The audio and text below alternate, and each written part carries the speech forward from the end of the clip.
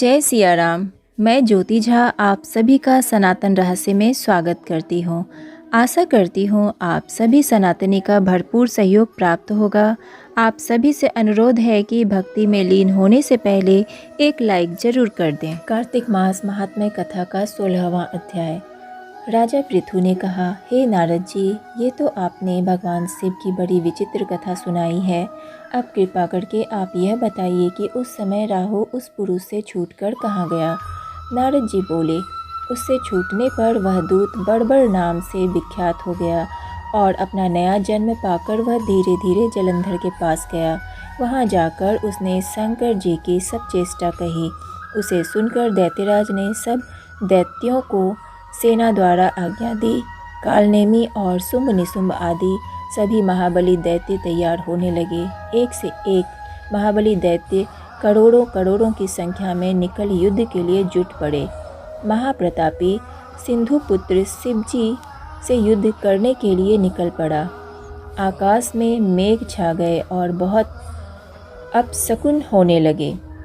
शुक्राचार्य और कटे सिर वाला राहु सामने आ गए। उसी समय जलंधर का मुकुट खिसक गया, परंतु वह नहीं रुका। उधर इंद्रादिक सब देवताओं ने कैलाश पर शिव जी के पास पहुंचकर सब वृतांत सुनाया और यह भी कहा कि आपने जलंधर से युद्ध करने के लिए भगवान विष्णु को भेजा था। वह उसके वशवर्ती हो गए हैं और विष्णु जी लक्ष्मी सहित जलंधर के अधीन हो उनके घर में निवास करते हैं। अब देवताओं को भी वहीं रहना पड़ता है। अब वह बलि सागर पुत्र आपसे युद्ध करने आ रहा है, अतएव आप उसे मारकर हम सब की रक्षा कीजिए।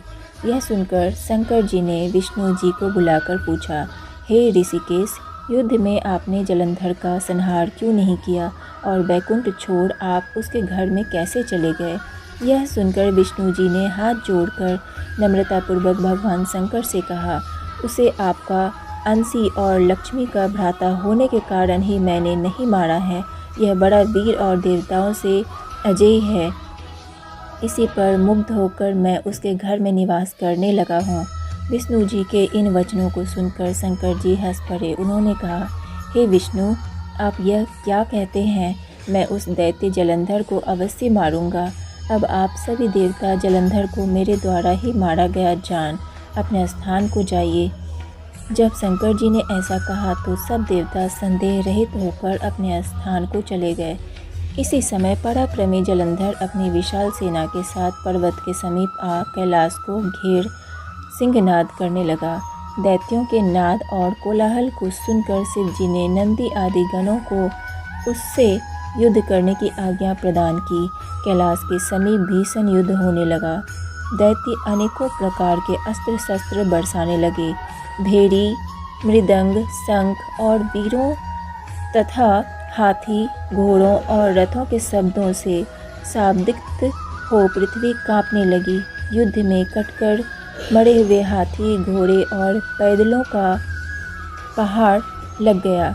रक्त मांस का कीचड़ उत्पन्न हो गया। दैत्यों के आचार्य शुक्र जी अपनी मृत संजीवनी विद्या से सब दैत्यों को जिलाने लगे। यह देखकर शिव जी के गण व्याकुल हो गए और उनके पास जाकर सारा वृतांत सुनाया।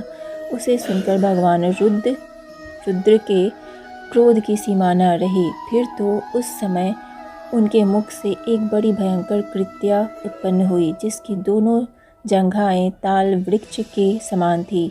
वह युद्ध भूमि में जा सब असुरों का चवर्ण करने लग गई और फिर वह शुक्राचार्य के समीप पहुंची और शीघ्र ही अपनी योनि में गुप्त कर लिया। फिर स्वयं भी अंतर्ध्यान हो गई। शुक्राचार्य के गुप्त हो जाने से दैत्यों का मुख मलिन पड़ गया और वे युद्ध भूमि को छोड़ भागे। इस पर शुंभ निशुंभ और कालनेमी आदि सेनापतियों ने अपने भागते हुए वीरों को रोका। शिव जी के नंदी आदि गणों ने भी, जिसमें गणेश और स्वामी कार्तिकेय जी भी थे, दैत्यों से भीषण युद्ध करना आरंभ कर दिया।